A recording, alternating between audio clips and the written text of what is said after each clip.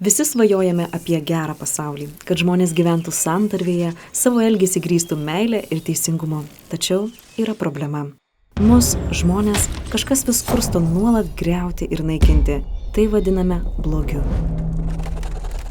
Bibliniu požiūriu blogis viską niokoja mažiausiai dviem aspektais.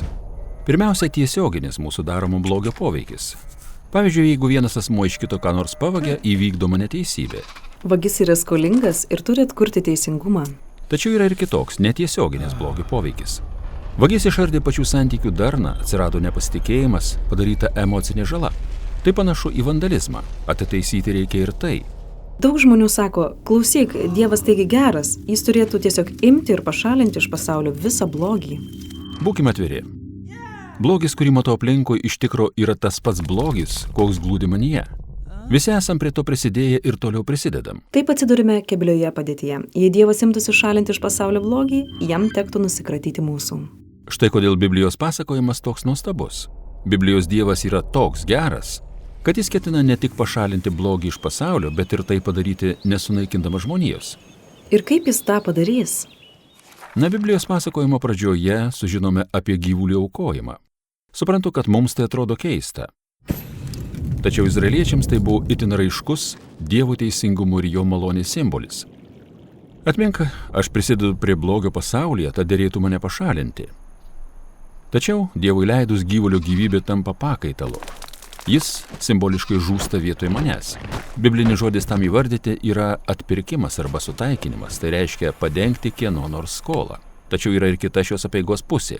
Atmink, kad blogis santykius padaro vandališkus. Biblijoje tai nusakoma krašto sutepimu, užteršimu ir išniekinimu. Taigi kunigas simboliškai nuplauna tą vandalizmą, šlakstydamas gyvulio kraują skirtingose šventyklos dalyse. Nori pasakyti, gyvulio kraujas nuvalo? Nepamiršk, kad tai simbolis, toks, prie kurio mes nepratę. Matai, kraujas simbolizuoja gyvybę. O kraujo šlakstymas veiksmas bylojantis, kad Dievas nuplauna netiesioginės blogio pasekmes bendruomenėje. Biblijoje tas procesas vadinamas apvalymu. Tad šventykla ir žemė tampa švaria erdve, kur Dievas ir jo tauta gali gyventi santaikoje. Vadinasi, šis ritualas atkuria santykius tarp Izraelio ir Dievo? Ir ne tik tai. Izraeliečiai per šiuos simbolius patiria Dievo meilę ir malonę. Kadangi jiems atleista, idealiu atveju tai turėtų juos paskatinti ir pačius būti maloningais ir mylinčiais žmonėmis. Idealiu atveju, bet taip būdavo ne visuomet. Teisingai. Pavyzdžiui, pranašas Izaijas daug apie tai kalba. Pačioje savo knygos pradžioje jis sako, kad nuolatinės izraeliečių aukos tapo beprasmis, nes tarp savęs jie vis tiek leisdavo didelį blogį, nepaisydavo varguolių ir engiamųjų, teisingumą iškreipdavo net ir izraeliečių karaliai. Tačiau Izaijas laukia dienos, kai iš Dovydo giminės kils naujas karalius ir susidoro su blogiu, tačiau stebinančiu būdu.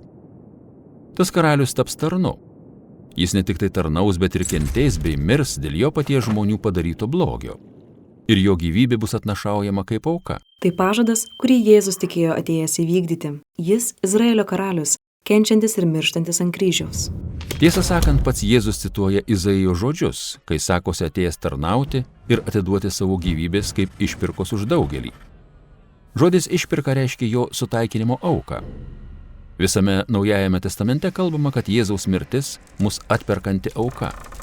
Ji padengė žmonių skolą Dievui už tai, kad prisidėjome prie blogio ir mirties vešėjimo jo pasaulyje. Tačiau Naujojo testamento autoriai Jėzaus mirtį vadina ir apvalančią. Sužinome, kad Jėzaus kraujas, jo gyvybės simbolis, turi galę nuplauti tą blogio sukeltą vandalizmą aplink mus ir mumyse, kad galėtume gyventi taikoje su Dievu. Tokia yra Jėzaus mirties prasmė, tačiau istorija tuo nesibaigia. Naujasis testamentas galingai pareiškia, kad Jėzaus mirtis dar ne pabaiga. Jis prisikėlė iš numirusių. Taigi, jis yra auka palaužusi mirties ir blogio galią. Tai reiškia, kad jis gyvena toliau, siūlydamas savo gyvenimą kiekvienam jį priimančiam. Jėzus yra ta tobula auka, į kurią ir rodė visos ankstesnės aukos. Tai dėl Jėzaus ankstyvieji krikščionys liovėsi dalyvavę gyvulių aukojimo apeigose. Tačiau jiems buvo duotos naujos apeigos, dvejos, kurias Jėzus savo sekėjams prisakė atlikti. Pirmiausia, krikštas. Kaip mirė Jėzus, tai panirdamas į vandenį žmogus asmeniškai susitapatina su jo mirtimi, o išnirdamas iš vandens tam tikrą prasme sugrįžta į gyvenimą su Jėzumi. Krikštas yra šventos apeigos. Tavo asmeninė gyvenimo istorija sujungiančios su Jėzaus mirtimi ir prisikėlimu. Antrosios apeigos vadinamos viešpaties vakarienė. Tai yra Jėzaus paskutinio valgymų su savo mokiniais atkūrimas. Jėzus duona ir vynu kaip auką pavaizdavo jo laukiančią mirtį. Todėl ir dabar Jėzaus sekėjai reguliariai renkasi valgyti duonos ir gerti vyno, kad atmintų Jėzaus mirties ir gyvybės jėgą ir turėtų dalį joje. Vadinasi, šios apeigos primena mums Dievo meilę ir ragina mus gyventi gyvenimą, kupiną meilės ir malonės. Ir ne tik, jos sujungia mus su nauju gyvenimo šaltiniu. Galia prikėlusi Jėzų iš numirusių yra ta pati jėga, kuri gali veikti blogį mūsų gyvenime ir perkeisti mus, kad gyventume sklidini meilės ir ramybės.